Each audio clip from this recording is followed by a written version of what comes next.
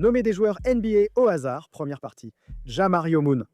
Moon était surtout connu pour ses qualités athlétiques exceptionnelles, mais son histoire avant la NBA est assez folle. Il n'a pas été sélectionné lors de la draft NBA de 2001 et n'a fait ses débuts en NBA qu'en 2007. Il a fait le tour de ce qui était à l'époque la D-League, la Ligue de développement. Maintenant, c'est la G-League. Il a brièvement joué chez les Harlem Globetrotters avant de signer un contrat de 2 ans avec les Toronto Raptors en 2007 après un mini-camp de 3 jours où il a fortement impressionné les entraîneurs. Lors de sa saison rookie à 27 ans, il a été élu rookie du mois de la conférence Est et a participé à 2 événements du All-Star Weekend cette année-là. C'était l'ancien match rookie-sophomore. J'aimerais qu'on le réintroduise. Et aussi, il a participé au concours de dunks cette année-là, en 2008, aux côtés du vainqueur Dwight Howard et du finaliste Gerald Green. Et Moon a terminé cette saison en faisant partie de la 2e équipe All-Rookie, et il semblait avoir une carrière relativement prometteuse devant lui grâce à son incroyable athlétisme et à ses actions clairement mémorables. Malheureusement, c'est quasiment tout ce que Moon a connu de positif en NBA. Il a fait le tour de plusieurs équipes différentes